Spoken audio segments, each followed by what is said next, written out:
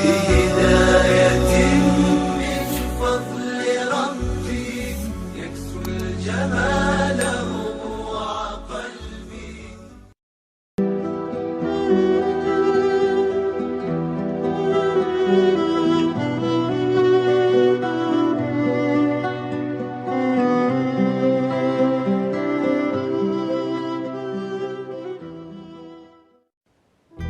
Mata tidak bisa melihat, tertutup. Kaki tidak bisa melangkah, lumpuh. Jantung mulai berdetak perlahan. Tapi ada mukjizat, keutamaan yang diberikan Allah, yang diberikan kepada Nabi Muhammad sallallahu alaihi wasallam. Laqinu mautakum, dengarkan ke telinga orang yang hampir sakratul maut itu kalimat la ilaha illallah. Apa maknanya? Bahwa telinga orang yang koma sekalipun bisa mendengar. Itu mukjizat yang ada pada diri Muhammad sallallahu alaihi wasallam. Orang-orang yang koma, hampir mati, telinganya tidak peka, tidak tuli, mereka bisa mendengar. Bisikkanlah surat Yasin ke telinga mereka, bisikkan ayat kursi ke telinga mereka, meleleh air matanya. Bukan 1, 2, 3 kali yang dilakukan pada orang-orang yang sakit. Tangannya tidak bergerak, maka dia tidak bisa merespon dengan bersalaman. Mulutnya tidak bisa berkata, tapi air mata tidak dapat ditahan. Air mata salah satu respon. Dia tidak sedih, dia tidak sedang berduka, dia hanya ingin memberitahu bahwa aku mendengar suara. Saat suara azan masuk ke telinganya, dia sangat ingin datang ke masjid ini. Tapi saat itu apalah daya, kaki tak dapat dilangkahkan, tangan tidak dapat dihayunkan. Oleh sebab itu nikmat itu baru kita syukuri ketika dia sudah dicabut dari diri kita. Hari ini kita tidak menganggap nikmat sehat ini nikmat yang besar, karena setiap hari kita sehat. Tapi begitu terasa badan panas dingin, barulah kita merasa, oh, ada satu nikmat yang sudah tercabut. Ada saudara kita yang amat sangat ingin bersama dengan kita, tapi tidak bisa, karena satu nikmat diambil oleh Allah. Nikmat itu bernama nikmat sehat. Tapi ada di luar sana yang sehat, matanya sehat, kakinya sehat, semuanya sehat, tapi ada nikmat terbesar yang dicabut dari dirinya, yaitu nikmat iman dan Islam. Alhamdulillah, siang hari Jumat yang penuh barakah, dua nikmat itu masih bersemayam dalam badan kita. Kita masih sehat dan kita masih berkata lantang di hadapan Allah, wajjahtu wajhiya, aku hadapkan wajahku bukan kepada pejabat, bukan kepada orang kaya, lillazi fataras samawati wal ard, kepada dia yang menciptakan langit dan bumi. Hanifan, aku condong kepada kebenaran. Musliman, aku seorang muslim yang hanya berserah diri kepada Allah. Aku tidak serahkan diriku kepada atasanku, aku tidak serahkan diriku kepada hartaku, aku tidak serahkan diriku kepada manusia. Musliman, aku seorang muslim yang hanya berserah diri kepada Allah. Wa ma ana minal musyrikin, aku tidak persekutukan Allah dengan apapun. Aku tidak duakan dia dengan benda, aku tidak duakan dia dengan manusia. Aku hanya menyembah dia yang esa, tunggal, tak berbilang. Qul huwallahu ahad, katakan Allah esa, Allahus samad, meminta, berharap hanya kepada dia. Iyyaka na'budu, kepada engkau kami menyembah, wa iyyaka nasta'in, kepada engkau juga kami meminta pertolongan. Oleh sebab itu di antara rukun khutbah Jumat, kalau sampai khatib lupa mengucapkannya, maka batal khutbah. Kalau khutbah batal, maka batal solat Jumat. Karena rukun solat Jumat mesti ada khutbah Jumat. Man lagha fala jum'atalah, siapa yang tidak mendengar khutbah Jumat, siapa yang melakukan perbuatan sia-sia, maka tiada Jumat baginya. Solat Jumat bukan sekedar 2 rakaat. Solat Jumat bukan sekedar iftitah, Fatihah, rukuk, sujud, i'tidal, salam. Solat Jumat adalah mendengarkan pesan syukur kepada Allah dengan mengucapkan alhamdulillah, bersalawat kepada Rasulullah, bil khusus pada hari Jumat, sebagai tanda ingat. Man shalla alayya salatan, siapa yang berselawat kepadaku satu kali saja, sallallahu alaihi biha asyra, Allah balas 10 kebaikan. Wa khuttan anhu asyara sayyi'at, ditutupi 10 dosa, silap dan kesalahan. Wa rufi'an lahu asyara darajat, dinaikkan 10 derajat tingkatan kemuliaan di hadapan Allah Subhanahu wa taala. Datang dari Fakfak menuju Jakarta, singgah sebentar di kota Sorong. Ini bukan kota tujuan, ini hanya kota persinggahan saja. Sementara pesawat tiba, maka duduklah sejenak. Begitulah agaknya hidup ini.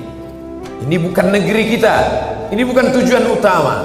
Kita datang dari alam roh, selesai dari alam roh singgah sebentar di alam rahim. 9 bulan 10 hari sampai masanya kita pindah ke alam dunia. Di alam ini tidak lama. Kata Nabi, umur umatku baina sittina wa sab'in, ada yang 60, ada yang 70, sedikit sekali yang lebih. Lalu kemudian setelah itu berpindah ke alam berikutnya disebut dengan alam barzah. Di alam barzah berapa lama? Sementara malaikat meniupkan sangkakala. Ketika ditiupkan terbelahlah langit, naiklah air laut ke darat, tumpah manusia. Setelah itu kita pun akan bangkit, terjadilah hari kiamat. Setelah itu barulah kita akan menempati akhir dari segalanya. Itulah alam yang kekal abadi. 2 kali diulang dalam Al-Quran, walal akhiratu khairul laka minal ula, akhirat itu lebih baik daripada dunia. Wal akhiratu khairu wa abqa, akhirat lebih kekal, lebih baik, lebih abadi. Oleh sebab itu kalau ada orang yang sampai di airport ini merasa inilah tujuan, dia salah baca tiket, dia salah baca, salah mengerti, salah paham. Ini bukan tujuan utama, ini hanya tempat persinggahan semata. Kalau ada yang melihat pesawat sudah datang untuk membawa ke destinasi terakhir, tapi dia tetap duduk santai, ada 2 kemungkinan. Yang pertama, ini orang tidak mengerti hakikat transit. Yang kedua, bahwa ini orang mungkin akalnya sudah hilang.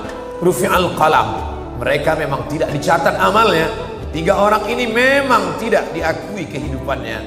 Anis sabi hatta yahtalib, anak kecil sampai akil baligh. Anil naim hatta yastayqiz, orang tidur sampai bangun tidur. Anil majnun hatta yafiq, orang gila sampai sembuh. Oleh sebab itu ketiga orang ini tidak dianggap saat transit. Banyak anak-anak yang tertinggal karena tidak mengerti tujuan akhir. Banyak orang gila tidak peduli karena tidak diajak diurus oleh orang yang waras. Dan ada orang yang tertidur lelap sampai tidak sadar panggilan keberangkatan sudah lama dikumandangkan. Oleh sebab itu kita yang sehat, akil baligh, selamat dari anak kecil karena kita sudah dewasa. Kita tidak tidur karena kita terjaga, dan kita bukan orang gila karena kita adalah orang yang akil, berakal, baligh, umur sudah sampai. Maka kita dibebani hukum. Sadarlah bahwa ini hanya tempat persinggahan. Berapa lama kita di sini? Idza jaa ajaluhum, kalau waktu transit sudah tiba, la yastakhiruna sa'atan, tidak ada dapat menunda walau sesaat pun. Wala yastaqdimun, tidak pula dapat dimajukan walau sesaat. Apapun jabatanmu, apapun kekuasaanmu, siapapun engkau, kalau sudah waktu keberangkatan tiba, maka engkau akan berangkat sampai akhirnya engkau kembali kepada tujuan yang utama. Dan Allah memanggil, ya ayyatuhan nafsul mutmainnah, wahai jiwa-jiwa yang tenang, irji'i, kembalilah ke kampung halamanmu yang asli, radiyatan, dalam keadaan jiwamu menerima ridha, mardiyah, dan Allah pun senang karena kau pulang ke tempat yang kekal dan abadi. Fadkhuli fi ibadi, masuklah dalam golongan hamba-hambaku yang saleh. Wadkhuli jannati, masuklah ke dalam surgaku. Begitulah orang yang senang akan kembali ke kampung halaman setelah lama dalam perantauan, terasa asing, terasa aneh, terasa tidak nyaman. Ke tempat yang asli dia merasa tenang. Maka ketika dibuka penutup wajahnya, dia tersenyum. Ustadz-ustadz berkata mati itu sakit. Katanya mati itu seperti ditebas pedang ratusan kali. Ada yang mengatakan mati itu seperti kambing hidup dikuliti. Ada yang mengatakan hidup itu, mati itu seperti mata kail pancing. ditarik dari kulit yang basah, daging-dagingnya ikut keluar, terburai. Kenapa dia tersenyum? Ternyata dia tersenyum karena bayang-bayang kampung halaman sudah tampak di pelupuk mata. Dia disebut dengan syahid. Syahid artinya melihat. Mengapa mereka disebut orang yang mati syahid? Karena sebelum rohnya keluar dari jasad, malaikat mengepakkan sayapnya. Ini tempat tinggalmu di surga. Ini sahabatmu nanti di sana. Ini tempat tinggal dengan air yang mengalir. Mala a'yunun ra'at, belum pernah dilihat mata. Wala udhunun sami'at, belum pernah didengar telinga. Wala khatara ala qalbi bashar, belum pernah terlintas di hati manusia. Orang heran, mengapa dia tersenyum? Tapi orang yang mengerti faham, 14 abad yang lalu Nabi kami sudah berpesan, ada orang-orang yang melihat tempat tinggalnya sebelum dia meninggalkan tempat transit yang sementara ini. Bolehkah kita bermain-main di sini? Jangan. Ini tempat mengumpul kekuatan. Sementara penerbangan tiba, sempatkan ke toilet. Mungkin nanti akan sulit buang air kecil. Sementara penerbangan tiba, sempatkan meluruskan tulang belakang. Mungkin nanti duduk perjalanan akan panjang. Sementara penerbangan tiba, sempatkan menarik nafas. Mungkin ada makanan yang bisa disantap, karena nanti perjalanan akan panjang. Ini tempat mengumpulkan kekuatan.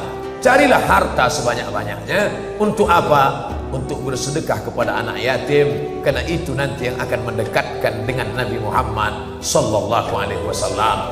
Carilah rezeki sebanyak-banyaknya, bukan untuk di tempat ini, tapi untuk mendirikan sekolah, untuk membantu fakir miskin, karena itu nanti yang akan menolong ketika tempat tujuan tiba. Buatkanlah sumur bor, karena air akan mengalir di tenggorokan orang yang susah. Begitu pula lah air itu akan menetes di liang lahat kubur penantian yang panjang. Man taraka dunyahu li akhiratihi, apakah orang yang baik itu orang yang meninggalkan dunia lalu dia hanya hidup untuk akhirat saja? Bukan. Liyusiba minhuma jami'an, dapat dua-duanya. Makanya kita diajarkan doa, Rabbana atina fid dunya hasanah. Dunianya mesti baik, dunianya mesti kaya, dunianya mesti sejahtera. Masjid ini dibangun oleh orang yang kaya. Orang yang kaya saja yang bisa membangun masjid. Man bana masjidan, siapa yang membangun masjid? Banallah mithlahu baitan fil jannah.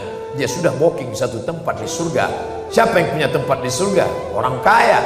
Siapa yang paling dekat dengan Nabi Muhammad sallallahu alaihi wasallam?